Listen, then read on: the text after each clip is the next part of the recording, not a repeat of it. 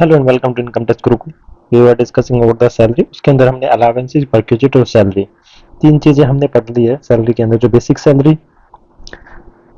Salary plus allowances plus perquisites. ठीक है। इसके बाद आज हम पढ़ेंगे profit in lieu of salary plus plus retirement benefit. आने वाली क्लासेस में हम पढ़ेंगे रिटायरमेंट की जो बेनिफिट है, ग्रेच्युटी है, पेंशन है, प्रोविडेंट फंड है, रिटायरमेंट बेनिफिट्स। ठीक है फ्रेंड्स।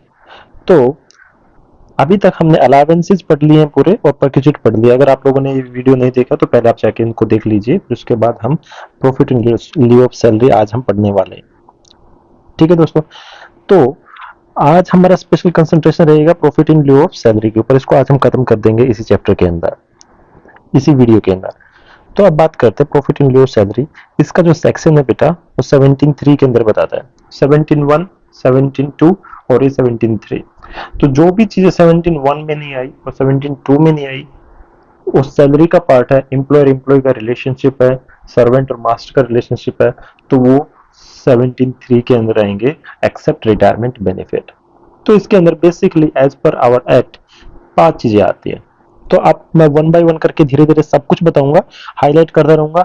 आप यहाँ पे ध्यान रखिए पूरा, और जहां पे भी समझ में नहीं आए तो कमेंट सेक्शन में आप उसके बारे में बता सकते हो, लिख सकते हो, मैं उसका आंसर जरूर दूंगा।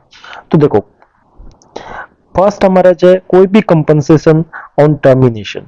अगर हमारे एम्प्लॉयमेंट, अगर एक बंदा कहीं पे काम करता है उसको टर्मिनेट कर दिया जाता है, विद जब सडनली किसी को टर्मिनेट किया जाता है तो उसको कुछ कंपनसेशन दिया जाता है। ऐसे नहीं है कि आप किसी को भी मन किया आपने अपने एम्प्लॉय को निकाल दिया, कंपनी अपने एम्प्लॉय को निकाल दिया, तो उसको कुछ कंपनसेशन मिलता है।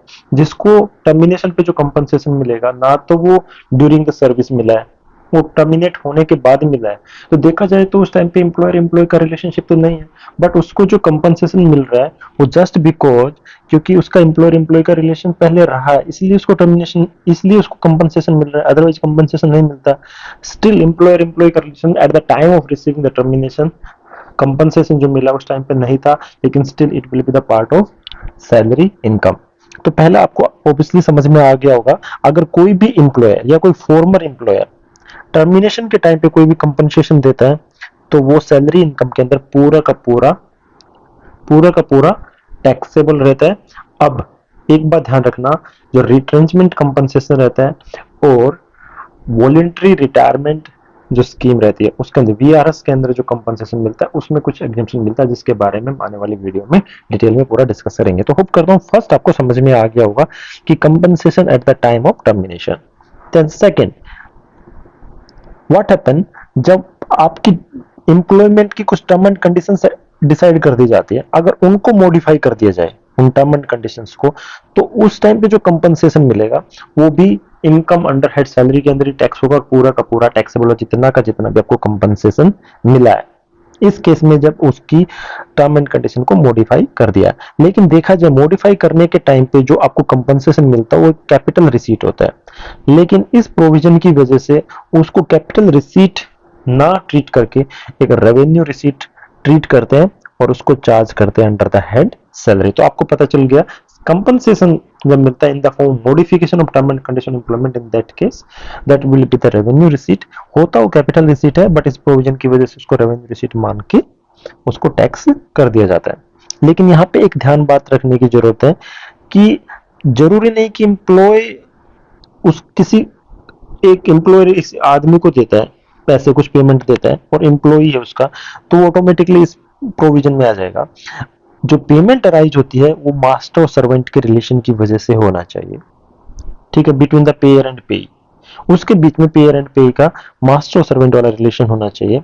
अगर ये रिलेशन नहीं है तो ये जो कंसिडरेशन मिली है वो एम्प्लॉयड से रिलेटेड नहीं है और उसको प्रॉफिट इन लिeu ऑफ सैलरी नहीं बोला जाएगा। कहने का मतलब ये है कि हमेशा जो प्रॉफिट इन लिeu ऑफ सैलरी वो रिलेटेड टू द सैलरी होना चाहिए और रिलेटेड टू द मास्टर और due to because of employment होना चाहिए, due to master and servant relationship की वजह से होना चाहिए। अगर किसी और वजह से कोई टर्म एंड कंडीशन चेंज कर दे, जैसे आपका कोई कस्टमर है वहां पे टर्म एंड कंडीशन चेंज कर दे, तो वो तो सैलरी के पार्ट नहीं आएगा ना, उसके लिए तो सर्वेंट और मास्टर वाला रिलेशनशिप होना चाहिए। तो होप करते हो सेकंड भी यहाँ पे हमारा कवर हो गया। सेकंड के बाद बात करते हैं payment from provident fund and other fund. तो प्रोविडेंट फंड में स्पेसिफिकली सिर्फ वही फंड आएगा इसके अंदर, कोई भी पेमेंट एसएससी को मिलती है अपने एम्प्लॉय से या पहले वाले एम्प्लॉय, जरूरी नहीं कि करंट या पहले वाले एम्प्लॉय से, टू ए प्रोविडेंट फंड जो रिकॉग्नाइज्ड प्रोविडेंट फंड नहीं होता, अनरिकॉग्नाइज्ड प्रोविडेंट फंड के अंदर, अनरिकॉग्नाइज्ड प्रोविडेंट फंड, उसके अंदर जो आएगा वही फंड की वैल्यू जो आएगी अनरिकॉग्नाइज्ड की, उसको ही हम profit in lieu of salary की तरह ट्रीट करेंगे और उसको टैक्स कर देंगे। तो इसके अंदर भी मैं आपको इंपॉर्टेंट बता देता हूं कि क्या क्या नहीं आएगा, अदर देन क्या क्या नहीं आएगा। ग्रेच्युटी इसके अंदर नहीं आएगी, प्रॉफिट ग्रेच्युटी आता है रिटायरमेंट बेनिफिट, पेंशन भी नहीं आएगी। जो सेक्शन 10 सेक्शन है क्या, सेक्शन 10 एग्जाम्पशन ही है, तो ग्रेच्युटी एग्जेम्प्टेड रहती, कितने एग्जेम्प्टेड रहते वो हम कैलकुलेट करेंगे, बट ग्रेच्युटी इसके अंदर नहीं आती, पेंशन नहीं आती, compensation received under workman industrial dispute act वो भी नहीं आता, 1010 बी जो कि हमारा रिट्रेंचमेंट कंपनसेशन, उसके बारे में डिटेल में पढ़ने वाले हैं। उसके बाद कोई भी स्टैट्यूटरी प्रोविडेंट फंड और पब्लिक प्रोविडेंट पीपीएफ जो सेक्शन 1011 है एग्जम्पशन का, और रिकॉग्नाइज्ड प्रोविडेंट फंड, कोई भी रिकॉग्नाइज्ड प्रोविडेंट फंड हो, कोई भी अप्रूव्ड सुपरएन्युएशन फंड हो, और हाउस रेंट अलाउंस, ये सब जो भी आपको बताया हाउस रेंट अलाउंस तो अलाउंस के अंदर ही आता है। बाकी के जितने भी अप्रूव्ड प्रोविडेंट फंड है या रिकॉग्नाइज्ड प्रोविडेंट फंड है वो इसका पार्ट नहीं करेंगे, वो इसका पार्ट फॉर्म नहीं करेंगे, इसका पार्ट सिर्फ वही करेंगे जो अनरिकॉग्नाइज्ड है। ये आपको समझ में आ गया होगा। अब उसके बाद इसके अंदर अनरिकॉग्नाइज्ड के अंदर भी जो एम्प्लॉय का कंट्रीब्यूशन है और इंटरेस्ट है कंट्रीब्यूशन पे वो भी इसके अंदर नहीं आएगा, प्रॉफिट एंड ल्यू ऑन सैलरी के अंदर नहीं आएगा। उसके अंदर भी सिर्फ एम्प्लॉयर का कंट्रीब्यूशन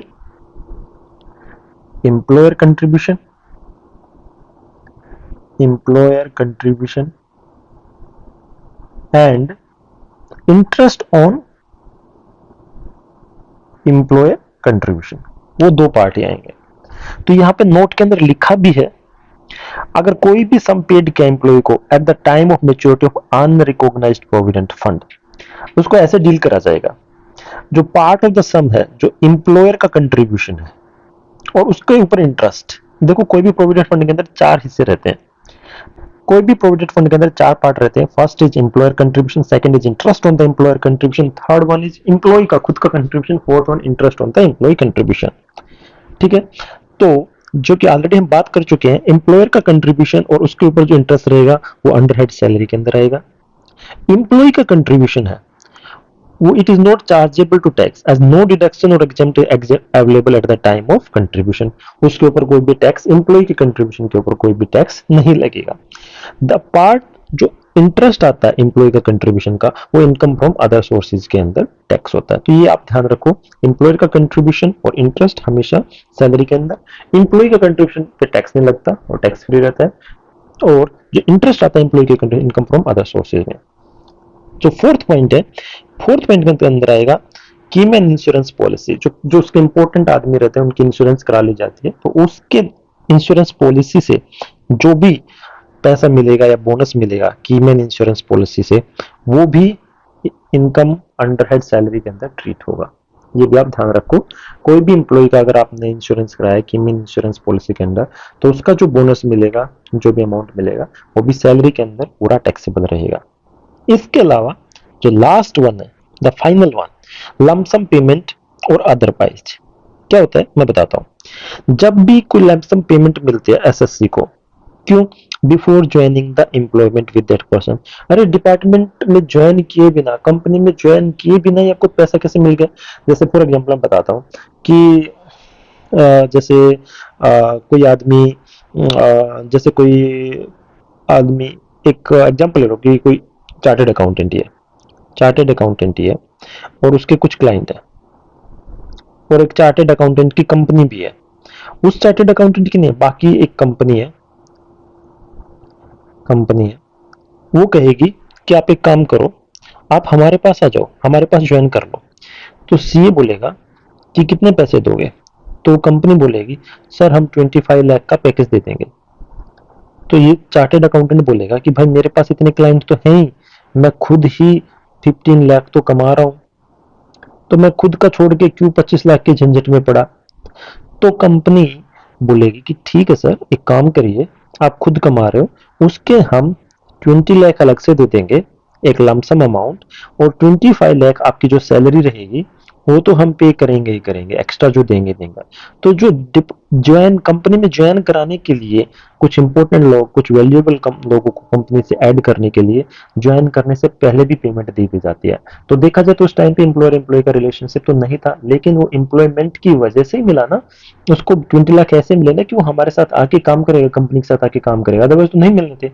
तो उस केस के अंदर भी ये क्या रहेगा, लमसम अमाउंट डिपार्टमेंट या कंपनी को ज्वाइन करने से पहले भी मिले तो उसको लमसम पेमेंट को भी इंक्लूड करेंगे प्रॉफिट इन लिeu ऑफ सैलरी के अंदर, उसके ऊपर भी टैक्स लगेगा। और कई बार क्या होता है, after cessation of his employment with that person. अब सेसेशन का मैं बताता हूँ, देखो आप किसी कंपनी में पिछले 40 साल से काम कर रहे हो, ठीक है, 20-25 साल से लग गए थे, 60-65 साल तक आपने काम किया, उसके बाद आप रिटायर हो गए। 60-65 साल में तो वैसे रिटायर कर देते हैं, लेकिन ऐसा नहीं है कि भाई आदमी काम नहीं कर सकता। तो कंपनी के कुछ क्लाइंट हैं जिनको आप सर्विस प्रोवाइड करा रहे थे, और आपने बाहर आके कंपनी से रिटायरमेंट होके बाहर आके अपना खुद का धंधा खोल लिया, तो कंपनी को नुकसान नहीं हो जाएगा। तो कंपनी क्या बोलती है कि ठीक है, आपको ग्रेजुएटी हमने दी, पेंशन हमने दी, रिटायरमेंट के जितने भी बेनिफिट थे हमने दिए, उसके अलावा आपको हमसे एक प्रॉमिस करना पड़ेगा कि आप बाद में बाहर जाके 5 साल तक आप ये काम नहीं करेंगे। 5 साल तक आपके जितने भी क्लाइंट जो कंपनी के थ्रू डील करते थे वो हमारे हो जाएंगे, आपको भूल जाएंगे, और आपको ये सब करने की जरूरत नहीं पड़ेगी। तो एम्प्लॉय बोलेगा मैं क्यों नहीं करूं, मैं तो करूंगा, मैं तो फ्री कंट्री में रह रहा हूं, मैं क्यों नहीं करूंगा। तो कंपनी बोलेगी कोई नहीं, हम आपको एक 20 लाख रुपए दे देते हैं।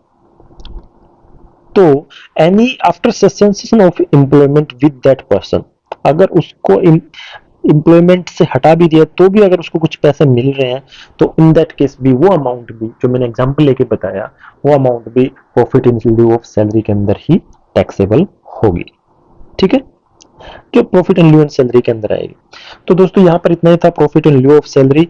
इसमें 5 जो मैंने पॉइंट बताए, होप करता हूँ आपको समझ में आ गया होगा।